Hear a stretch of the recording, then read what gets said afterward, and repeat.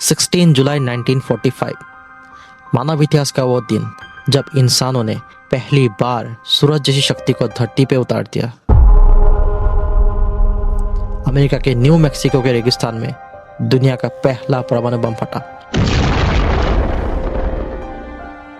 और उसके साथ ही शुरू हुआ एक नया युग, परमाणु युग। लेकिन उस विस्फोट को देखकर परमाणु बम के जनक डॉक्टर रॉबर्ट ओपेनहाइमर ने किसी आधुनिक वैज्ञानिक का नाम नहीं लिया।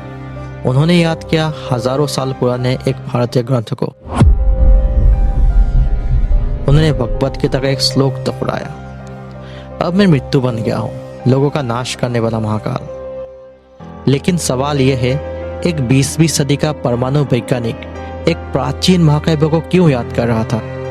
क्या यह सिर्फ एक संयोग था या फिर हमारे पूर्वज कुछ ऐसा जानते थे जिसकी खोज हम आज फिर से कर रहे हैं? आज हम उतरेंगे महाभारत के उन रहस्यों की गहराई में जहां पे दिव्यास्त्र सिर्फ एक पौराणिक हथियार नहीं बल्कि एक खोई हुई उन्नत तकनीक की झलक लगते हैं। महाभारत के युद्ध में तलवारें और भाले जैसे साधारण हथियार तो बहुत थे। असल डर था दिव्यास्त्र का। ये ऐसे हथियार थे जिन्हें किसी मशीन से नहीं बल्कि विशेष मंत्र और ध्वनि तरंगों से सक्रिय किया जाता था। इनमें सबसे भयावह था ब्रह्मास्त्र। महाभारत में इसके विस्फोट का वर्णन कुछ इस तरह किया गया है, मानो एक साथ 10,000 सूर्यों का प्रकाश आकाश में फट रहा हो। अगर आप परमाणु विस्फोट की तस्वीर देखें तो यह वर्णन अजीब तरह से परिचित लगता है, लेकिन असली डर इसके बाद शुरू होता है। महाभारत बताती है कि जहां ब्रह्मास्त्र गिरता था वहां की धरती बंजर हो जाती थी, कई वर्ष तक बारिश नहीं होती थी और जो लोग उस विस्फोट से बच जाते थे उनके बाल झड़ जाते थे, नाखून गिर जाते थे और उनका भोजन तक जहरीला हो जाता था। और आधुनिक विज्ञान इसे कहता है रेडिएशन सिकनेस। लेकिन सवाल यह है, रेडिएशन की खोज के हजारों साल पहले महाभारत को यह कैसे पता था? अगर ब्रह्मास्त्र सामूहिक विनाश का हथियार था तो नारायणास्त्र उससे भी ज्यादा डरावना था। ये कोई साधारण हथियार नहीं था, ये एक स्मार्ट वेपन था। जैसे ही इसे चलाया जाता आकाश में हजारों घातक ऊर्जा बांध पैदा हो जाते। लेकिन ये अंधाधुंध हमला नहीं करता, ये अपने लक्ष्य को चुनता था।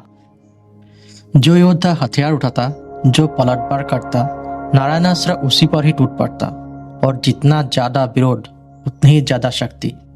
इससे बचने का सिर्फ एक ही तरीका था, पूर्ण समर्पण। हथियार डालो और जमीन पे लेट जाओ।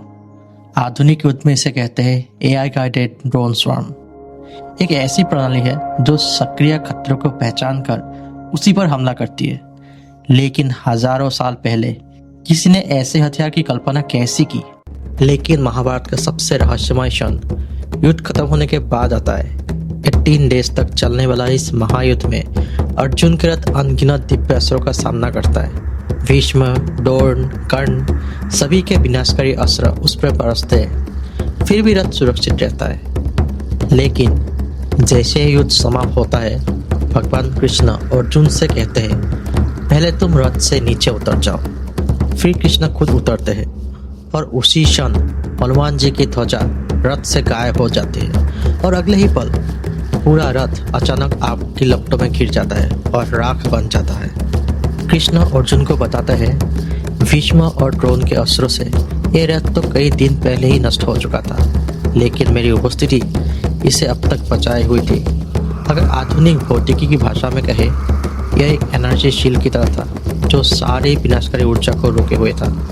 और जैसे ही वो ढाल हटी, सारी ऊर्जा एक साथ बाहर निकली और रथ भस्म हो गया। तो क्या यह सब सिर्फ एक कल्पना है या फिर महाभारत एक ऐसी युग की कहानी है जहाँ इंसान के पास ऐसी तकनीक थी जिन्हें हम आज फिर से खोज रहे हैं? पौराणिक कथाओं और विज्ञान के बीच की सीमा शायद हमारी सोच से कहीं ज्यादा पतली है। आप क्या सोचते हैं? क्या दिव्यास्त्र वास्तव में एक प्राचीन उन्नत हथियार थे? अपनी राय नीचे कमेंट में जरूर बताइए। अगर आपको इतिहास और रहस्यों की यह यात्रा पसंद आई तो वीडियो को लाइक करें और चैनल को सब्सक्राइब करना मत भूलें, क्योंकि अगली बार हम प्राचीन दुनिया के एक और रहस्य को डिकोड करने वाले हैं।